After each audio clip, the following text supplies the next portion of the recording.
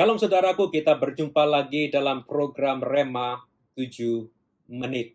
Hari ini saya ingin berbicara kepada saudara mengenai iman mengikuti pengetahuan. Iman mengikuti pengetahuan. Saya akan baca bagi saudara Amsal Fatsal yang kedua. Amsal Fatsal yang kedua, ayat 1 sampai 6. Amsal Fatsal yang kedua ayat 1 sampai 6, firman Allah mengatakan, "Hai anakku, jikalau engkau menerima perkataanku dan menyimpan perintahku di dalam hatimu, sehingga telingamu memperhatikan hikmat, dan engkau mencenderungkan hatimu kepada kepandaian.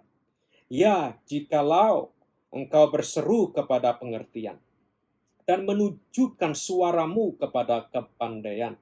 Jikalau engkau mencarinya seperti mencari perak dan mengejarnya seperti mengejar harta terpendam." Perhatikan ayat yang kelima dan ayat yang keenam. "Maka engkau akan memperoleh pengertian tentang takut akan Tuhan dan mendapat pengenalan akan Allah. Karena Tuhanlah yang memberikan hikmat, dari mulutnya datang pengetahuan dan kepandaian." Haleluya. Iman yang sejati mengikuti pengetahuan akan firman Allah. Tidak diperlukan kekuatan pribadi. Tidak diperlukan kepintaran pribadi untuk memperoleh iman.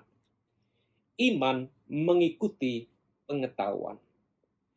Begitu firman masuk, terang masuk, dan iman timbul. Mazmur 119 ayat 130. Banyak orang yang berdoa untuk memperoleh iman. Tetapi yang mereka sebenarnya perlukan adalah pengetahuan akan firman. Saat pengetahuan akan firman tiba, iman tiba secara otomatis. Roma 10 ayat 17, ayat indah asing lagi bagi kita semua. Firman Allah mengatakan iman timbul dari pendengaran, dan pendengaran oleh firman Kristus. Di Roma 10:17, di sini Paulus mengatakan bahwa iman itu timbul melalui satu cara, yaitu melalui pendengaran, dan pendengaran oleh firman Allah. Iman tidak timbul begitu saja. Iman tidak timbul berdasarkan upaya manusia. Iman tidak timbul berdasarkan kekuatan, kemauan manusia. Iman hanya timbul kalau kita menerima firman. Kita bisa berdoa untuk memperoleh iman berjam-jam, bahkan untuk selama-lamanya. Tetapi kalau kita tidak menerima pengetahuan akan firman, kita tidak akan pernah memiliki iman. Mari saudaraku, kita hari ini berkomitmen untuk memberi makan roh kita senantiasa dengan firman Allah. Yesus mengatakan bahwa manusia hidup bukan dari roti saja, tetapi dari setiap firman yang keluar dari mulut Allah. Matius pasal yang keempat ayat yang keempat. Di ayat itu Yesus mengatakan bahwa sama seperti kekuatan tubuh kita ini ditopang oleh roti, begitu juga kekuatan roh kita ditopang oleh setiap firman yang keluar dari mulut Allah.